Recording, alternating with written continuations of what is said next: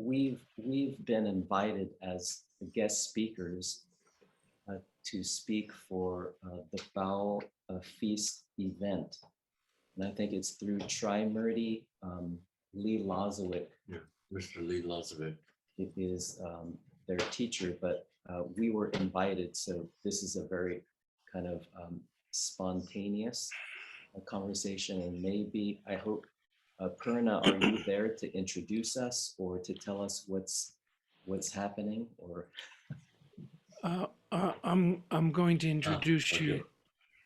I'm sorry, you can't see him. But maybe somebody could turn on the sound. We cannot hear.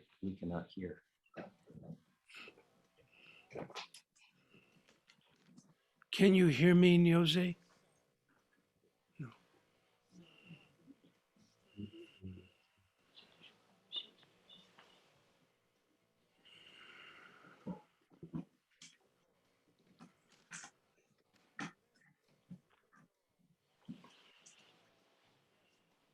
Purna. Morning. Morning. Good morning. Good morning. Jakusho. What did he say? Can you smell the special incense for Mr. Lee? I can feel it. Okay. All right. I can That's feel good. it. Yeah. Yeah. Thank you. Yeah, for him. Yeah. So we, our Sangha and the Trimurti Sangha and Yogi Ramsha Kumar and Mr. Lee welcome you. Deeply, deeply welcome you, Jakusho Kwong-roshi and Nyoze. Welcome you. Do we call you Nyoze Roshi or Nyoze? Nyoze is good enough. Yeah. I wasn't sure. I think the title is taking your seat, and I'm a little hesitant. The hot one up here. Nyoze is fine. Well, maybe we could help you along today. Yeah. With our regard and respect for your teacher and father, which you have inherited, actually. You've inherited that. And I'm so personally, on a personal note, I'm so glad about that, Nyoze. So I'd like to introduce Kwong-roshi with a story that of how this meeting came about years ago, this meeting today, which is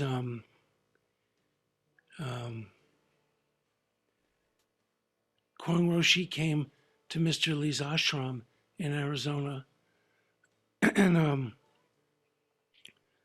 I didn't live there at the time, but Lee called me and he said, "Oh, Kwong-roshi is coming. You must come down and be here when he is here at Lee's ashram." So I came, of course, and it was such a I didn't prepare for this, so I'm going to do it spontaneously. It was such a one of the most important and significant encounters I've ever had in my life that evening. Kwong-roshi was generous enough to stay up and talk with me after Mr. Lee had gone to sleep. And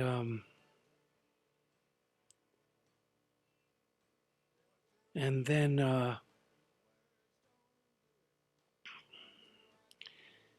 number of times I visited Kwong-roshi at his Sonoma Mountain Zen Center, which is on Sonoma Mountain in California, north of San Francisco, where he and his son and his Dharma person, Dharma heir, sorry, but said I was going to help you along, are sitting now at Sonoma Mountain Zen Center. So a number of times I visited there, was lucky enough, blessed enough to be invited or accepted to come visit. And when I was thinking a little bit about this introduction, what came to me was that Lee's master is Yogi Ramsar Kumar, who is no longer in his body, but is very much alive. And I've always considered Yogi Ramsar Kumar, without prejudice for the fact that he's Lee's master, to be one of the great beings who was alive on the planet, one of the great spiritual masters alive on the planet when he was in his body. And so what I wanted to say, and which I said to our Sangha, Kwong-roshi and Nyoze, that in my opinion, Kwong-roshi is one of the great masters alive today. And I mean that. And I've met many teachers with Lee in his travels. And so I said that to our Sangha, Kwong-roshi, and we're really honored that you would meet with us today. And Nyoze, really, really honored that you're here, really deeply honored. And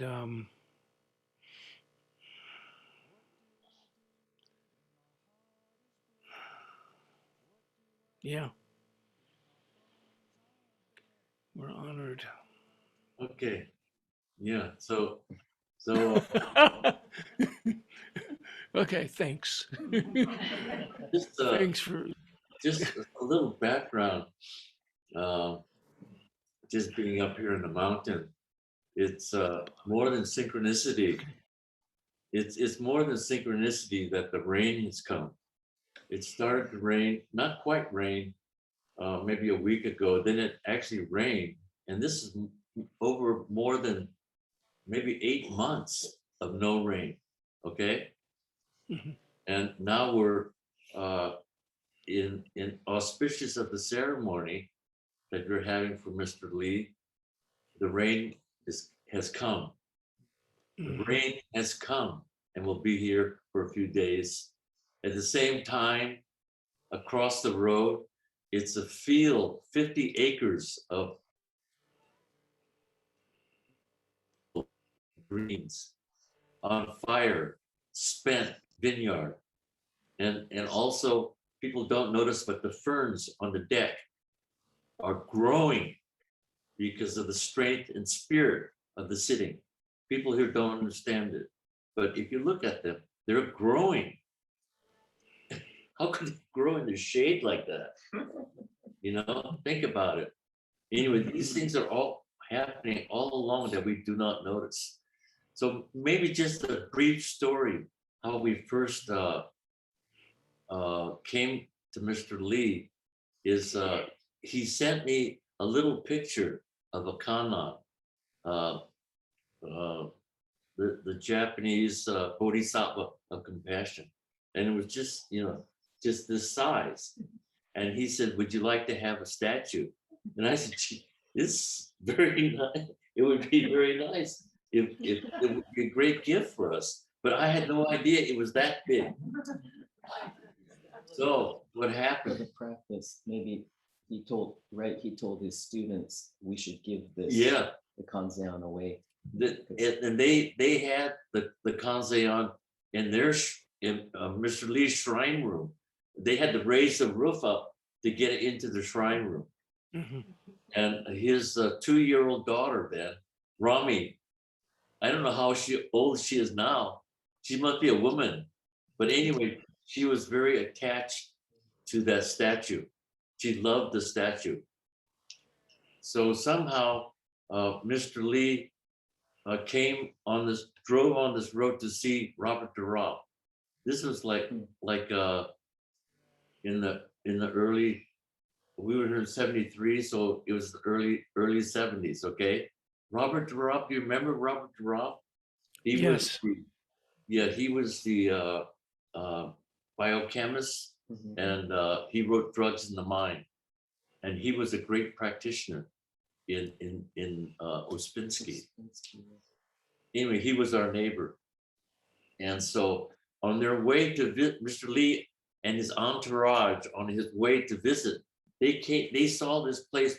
They didn't know that we existed here, so they drove in, and I came in the door opposite them, and his entourage went straight to Suzuki Roshi's altar, and they did prostrations.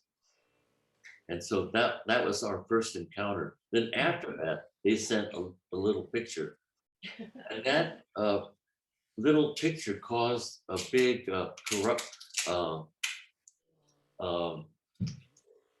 resistance.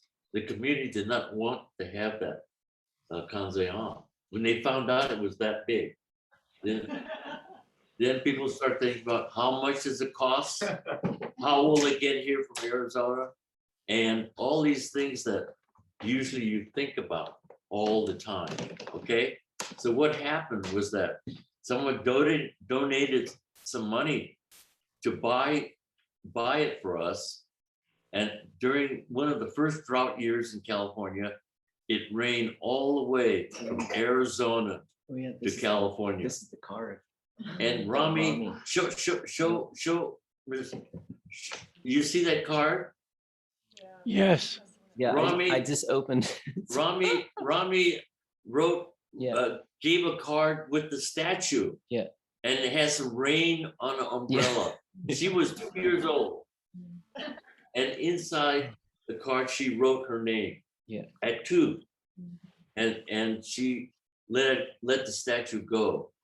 So when it arrived here, it was we weren't aware of the time, but it arrived on the night of Buddha's Enlightenment Day, December the 7th. And so we oiled it on the deck, cleaned it, and we erected it on. It turned out to be Buddha's Enlightenment Day. So it was quite. This is how our communities made the link. Anyway, there were few Zen communities that reached or are connected to other traditions outside of Zen and even outside of Buddhism. We're one of them. So we really appreciate the connection.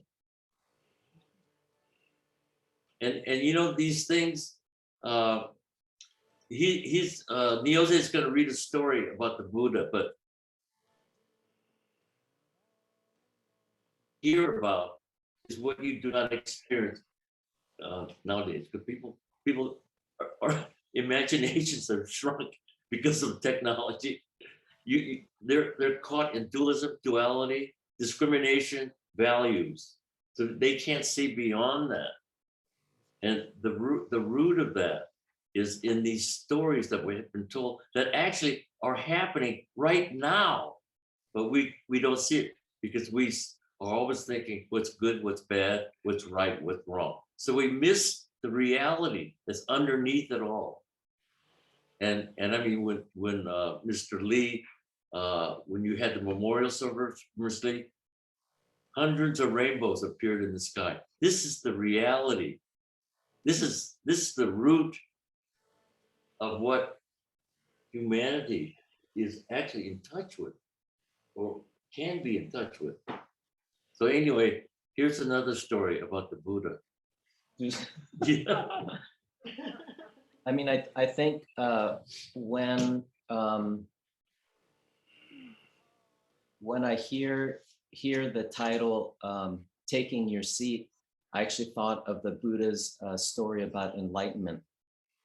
And when the Buddha sat under the Bodhi tree, the Buddha was actually challenged by evil Mara. And evil Mara actually claimed that he was actually greatly accomplished more than the Buddha in his spiritual teachings. And he said, it is not the Buddha, but it is me that sits under, under the Bodhi tree. And Mara's monsters and demons, they flew and they roared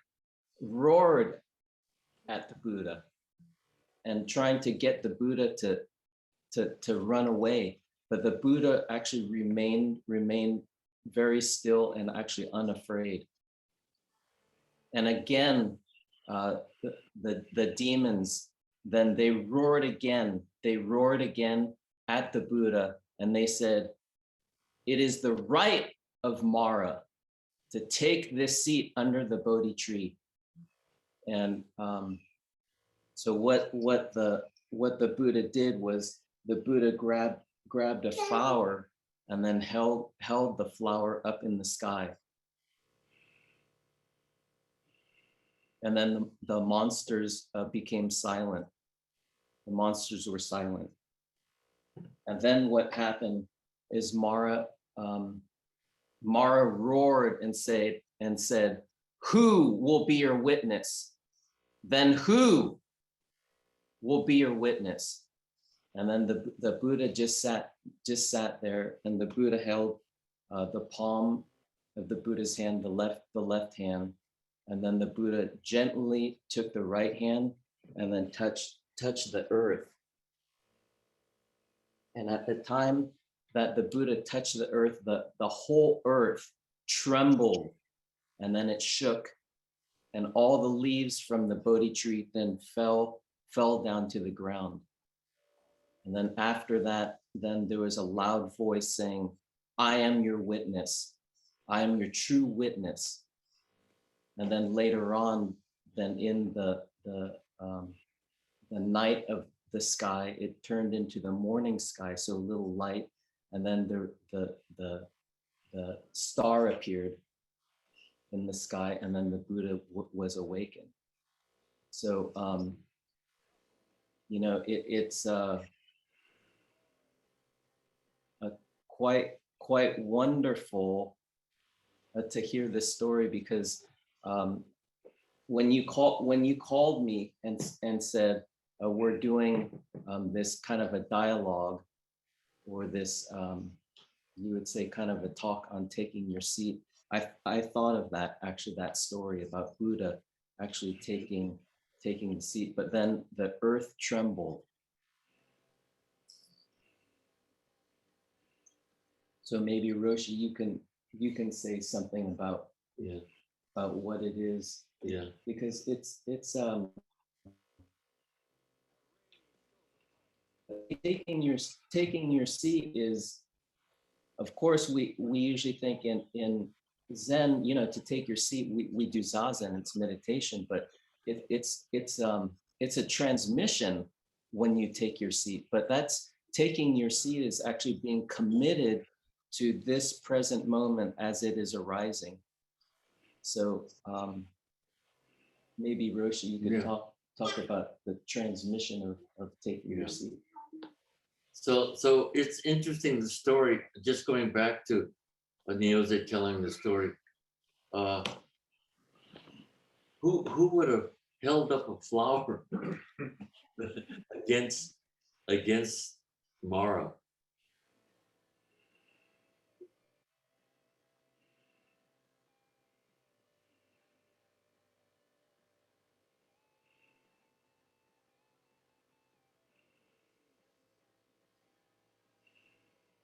And Mara disappeared. Buddha was not just a historical Buddha or an idea. He was an actual human being that was awakened and transmitted this wonderful way of sitting to us 2,586 years ago. And just in short, the process, the importance, and the relevance now, more than ever, we need peace because the whole world is in a dire situation because what we have created. So coming back to taking your seat in Zen, it has an extra flavor, which is very interesting. Before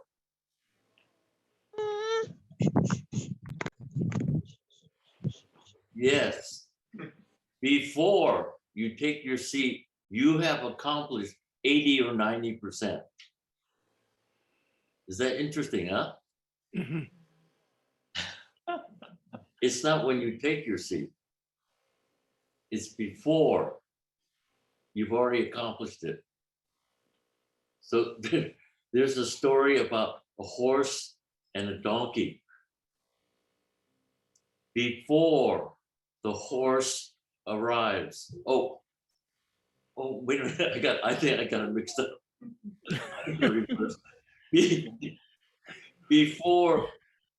Before the donkey leaves, the horse has arrived. Interesting, huh? That's the same as taking your seat. You've already taken it. But anyway, don't think about it too much, but in the process of sitting meditation, what happens is that little by little, but you have to have the what is the resolve to find happiness. You have peace. You have to have deep resolve, or you have to be someone has to inspire you, or some death, or something that inspires you to make that resolve. Because we only have one life to live, and how long can you live? You take it for granted how long you can live, but I can't do that anymore. And actually, you can't either. You have to resolve to find out how can you release your small mind. The small mind is the one that creates the duality, the black and the white, the good and the bad. For instance, here's something very interesting in taking the precepts. Buddhist precepts are different. They're not, it doesn't mean do not do not kill, do not steal. It means if you do kill or steal, that's a violation of the precept. If you don't kill and steal, that is also a violation of the precepts. Isn't that interesting? Mhm. The two dichotomies are violation of the precept. And that's what we're living in. You're violating.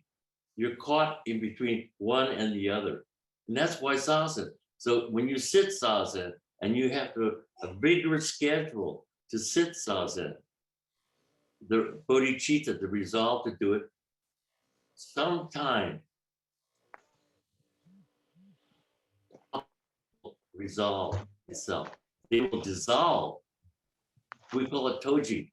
Everything becomes impartial, equal. So in your room, the pillar is just a pillar, but it's not in competition with the wall. There's no discrimination. There's no comparison. There's no value. And that's when you release yourself. And that's the absolute. But that's why Zazen. And if you sit Zazen, someone said, Zazen is good for nothing. That means it may work, it may not work. It just depends on each individual. And that's the truth. Just because you sit Zazen is to do. That's a violation of Zazen. Because we do something, then something will happen. This is the violation of yourself.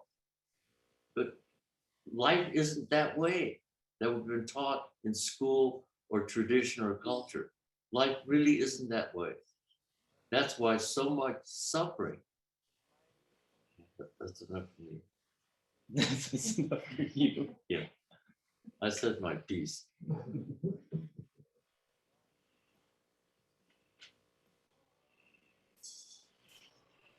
Well,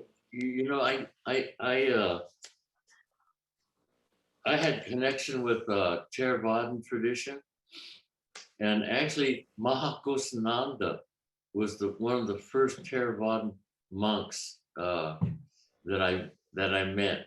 And my bringing up in the Mahayana tradition was that Maha means great vehicle, and we used to call the Theravadan tradition the Hinayana, this little vehicle. So there was a distinction between the two, which is not Buddha Dharma to make that distinction. But anyway, when he came to America, Cambodia was destroyed. I mean, you talk about Auschwitz. It happened in Cambodia. Everyone was killed, temples, everything, no telephones. So he came, somehow he was already over here making a peace march. And he went to visit Mayazumi Roshi, Zen Center of Los Angeles, and they said a chant in front of the altar. Mayazumi Roshi just cried. And then he went to Daesansani, Korean Zen master, and he told Mahakosananda, as long as you have a mouth, you will eat. As long as you have shoulders, you can wear something. So don't be afraid of anything. There's no distinction between those three Dharma traditions, neither with any tradition in humanity. There's no distinction because each one is right. Each one is the absolute. So I'm happy to be here with you. But it takes a lot of practice for that kind of mind to turn, to make that 180 degrees. It's all up to you. It's a free country. You can do what you want to do.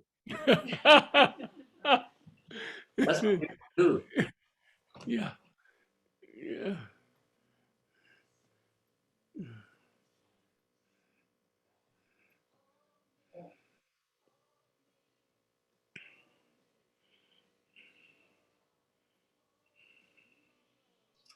So here's the Theravada tradition. Oh, I forgot to mention that I was brought up with the Mahayana tradition, so there was a lineage. And when the Buddha held up a flower again, and it was Mahakashapa who recognized it and smiled. So the Dharma was transmitted to him. But in the Theravada tradition, this is Buddha's last unspoken words. No, it's interesting. Unspoken means that his ego wasn't saying it. Okay, this is last Atta Dipa Viharata Atta Sarana Anamma Sarana Dhamma Dipa Dhamma Sarana Anamma Sarana. And it means, this is on his deathbed. He said, you are the light. We are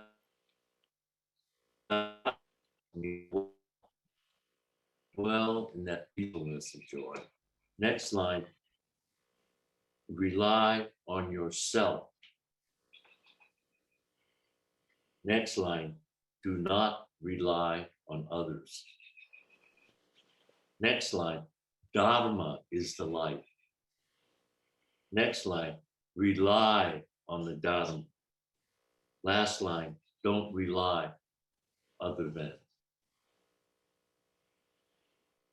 And then somehow there was no transmission to someone specific, but anyone who was around there.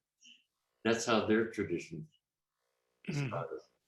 And just lately, Jack Cornfield told me that they're starting a transmission like the Mahayana tradition. They're beginning to do that for some reason. Okay. Maybe some questions, huh? From over in Montana or right here. Anybody have questions? Kwong-roshi, Someone asked me to ask you if you would speak a little bit about your relationship with your teacher, With the teacher, yeah. with your teacher. Yeah. Yeah, it's very interesting because when people ask me, I didn't know what to say. And I was pretty shy. I sat Zazen for 10 years with him, but I was very shy. I never spoke like this before. Okay. Okay. So I was very shy, didn't say very much. And so when people asked me, what was Suzuki Roshi like? I couldn't say anything. And because I couldn't remember his talks. I couldn't remember things he did, but I did notice that he was very peaceful and quiet.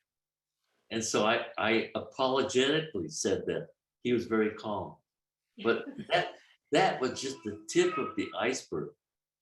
He took his seat, whether standing, lying down, or walking or running. He took his seat. He was in realization wherever he went, at least most of the time. Okay, when he chose when he wore robes, we go shopping to buy something. He would wear his robes, and before there was no homeless, but if he saw a bum, he would stop and Jakusho. You know, he taught without words, I think, basically. Although when you read his book, it's really precise. Mm-hmm. Yeah. Yeah, so that's what my teacher was like. But you, as students, you have to have the resolve, the bodhicitta, the way-seeking mind to find happiness. It doesn't come to you. You have to make the effort, a lot of effort, because the conditions are so strong everywhere that don't make us look in. They make us look outside of ourselves. And then there we have suffering.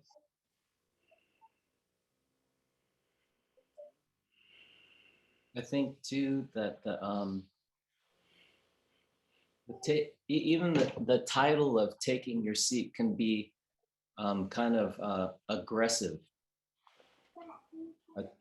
Taking your seat is kind of aggressive because actually there's actually nothing to take, but us as human beings, we try to create something, always do something. So even when we sit zazen, we try to sit upright, have a good posture, maybe become more confident, maybe aim at enlightenment, or even maybe aim at effort. Like Roshi's saying, you aim at effort, but all that is actually a very self-centered view. But so what is it? I mean, I think that's a good question for everybody. What is it to take your seat? So yeah, so you aim.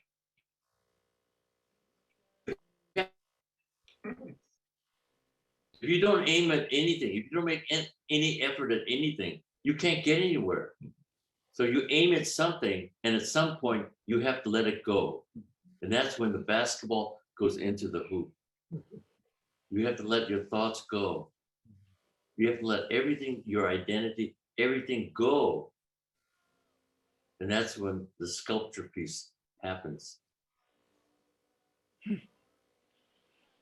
So you could say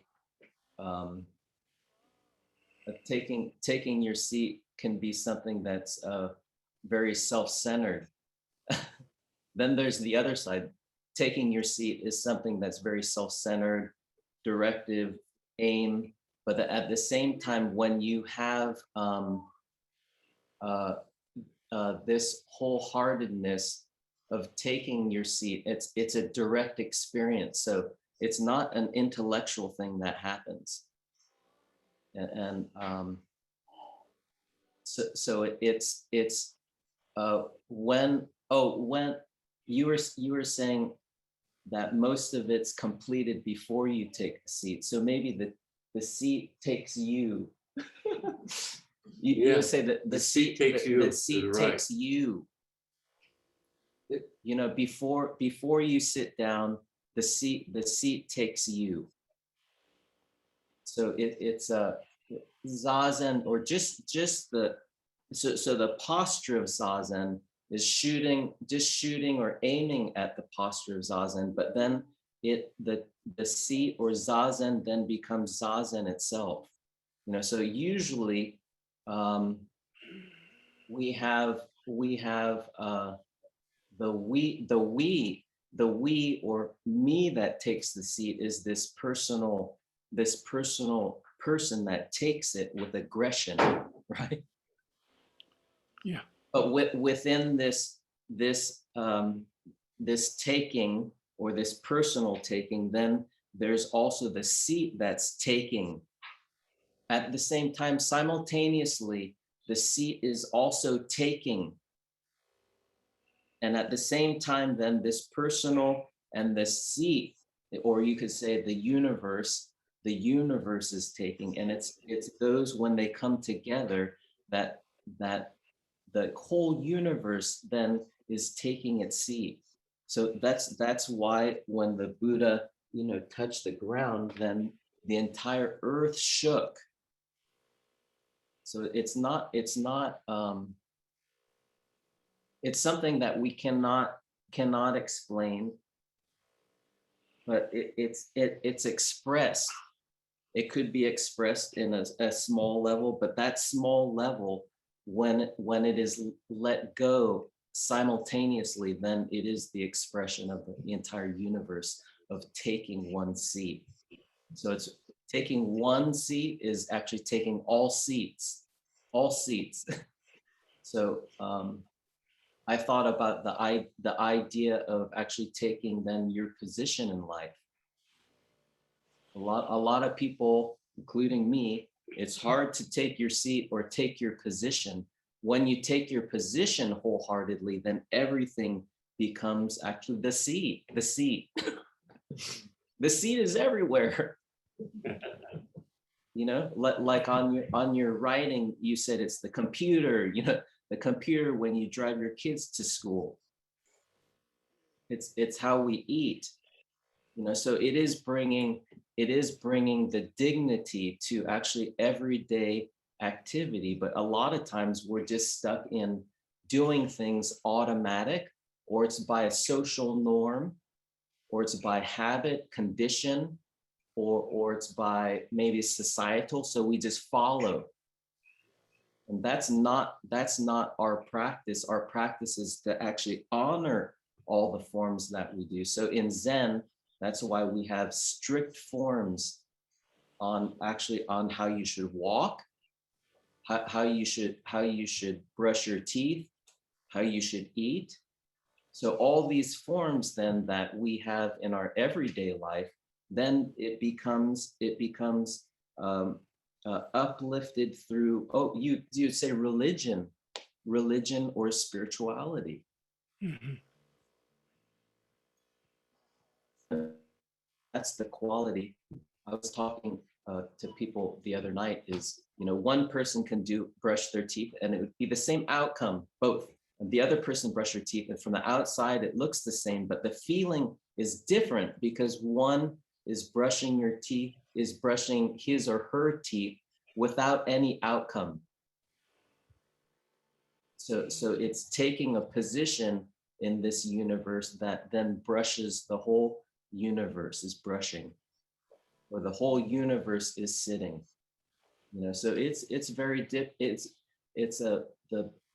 Buddhist way of seeing things is very different because it's at all angles.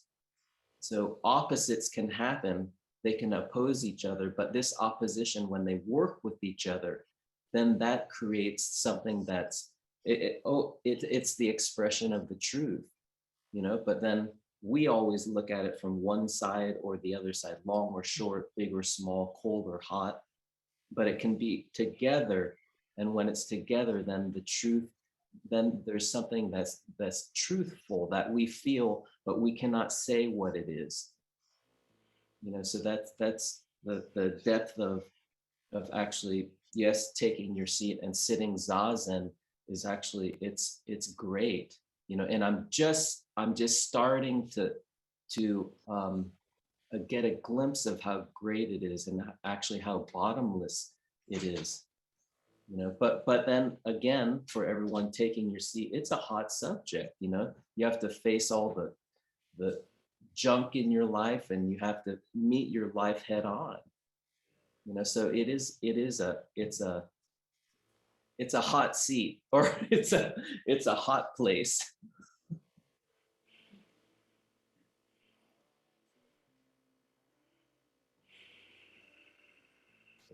I have a question. Yeah. Thank you, Kwong-roshi and Nyoze for your beautiful words so far. And the question I have is, sometimes when I practice Buddhism and I hear non-duality,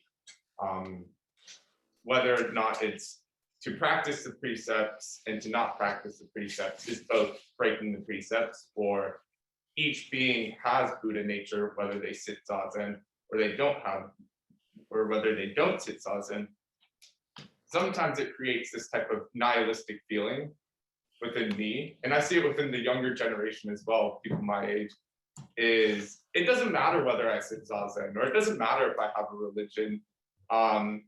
And I was just wondering if you had any advice for people of my age who are constantly stimulated by technology, how you can motivate them to take a seat. And for me, I would just like them to see them connect with some type of spirituality, whether it's Buddhism, Hinduism, Islam, Judaism, Christianity, Baha'i, any type of spiritual form. How do you help them overcome this nihilistic feeling within Buddhism or within their practice? First of all, it's not nihilistic. And as you live your life, something will happen to you that makes you. It's not that you choose it. It makes you start looking inside. And technology, it's a very small thing. We think it's big, but it's very small. Something you might get sick, you might get cancer, a very close friend will die, or someone will commit suicide. Something will break your bubble. Life. We're not prepared for life.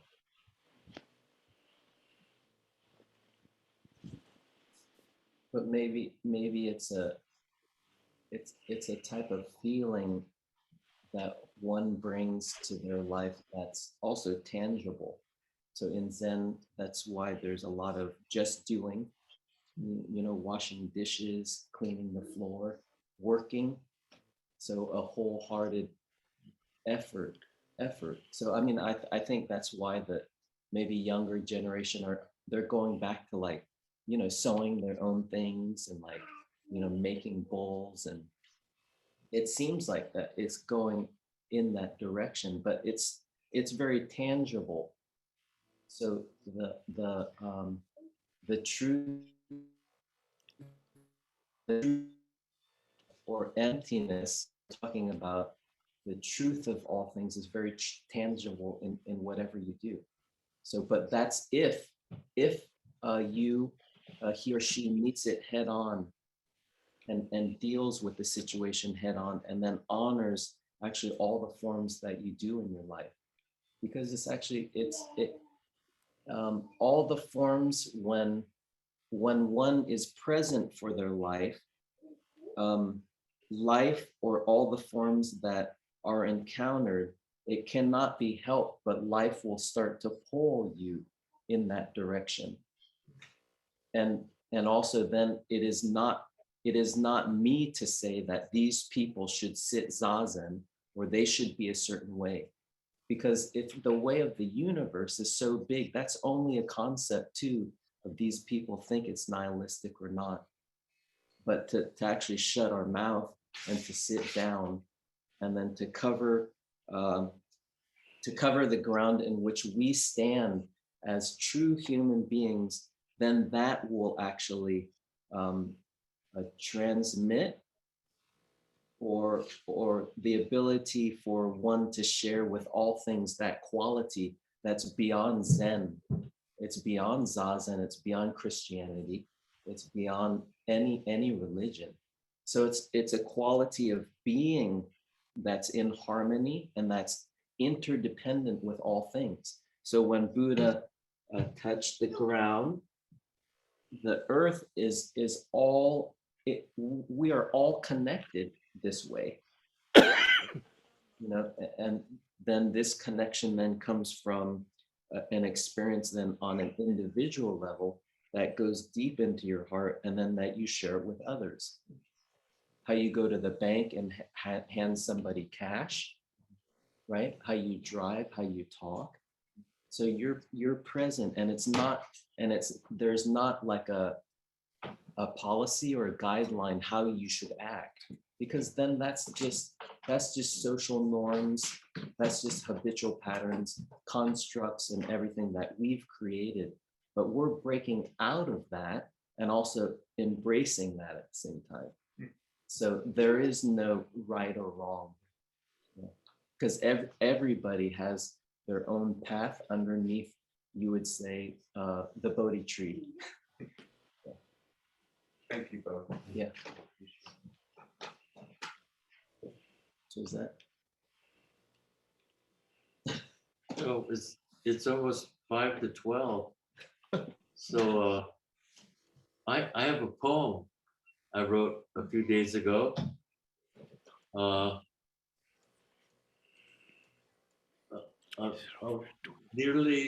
Nearly 30 seasons ago, coming out of the Zendo, I saw that the redwood trees were tall. Today, leaving the Zendo, I know that redwood trees are tall. Okay. Hey, let's continue this, okay? Okay. Yeah, Yes, thank you. it's, Yeah. it's beneficial. Yeah. I think it's beneficial for everyone. And at the Yeah. same time, there are traditions that are losing their contemplative practices, like the Benedictines and the Jewish tradition. They're losing it because the old people have died. Oh, So it makes people come together Yeah. to share what we know about. Yeah. Okay? okay. Yeah. We'll do it. Yeah. One thing. We'll be in touch. We'll be in touch. One thing that's really important. So it is. It is. The transmission. The Yeah, that's a transmission big of subject. it Yeah. is taking your seed. So it's the transmission of the Buddha Dharma is actually up to each one of us. No matter whether you're old or young, it will keep on going, but we need to continue it, which is important. So it's a continual practice that we do over and over again. And then we shoot a way in which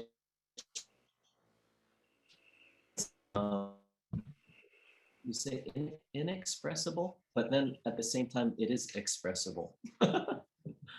So anyways, thank you for inviting me and inviting Kwong-roshi to actually reconnect with your community. It's a great honor in honor of Mr. Lee Lozowick Sama. Okay. Yes. Yes, thank you. And thank you, Nyoze. Yeah. Thank you. And thank you, Kwong-roshi. Deep, thank you.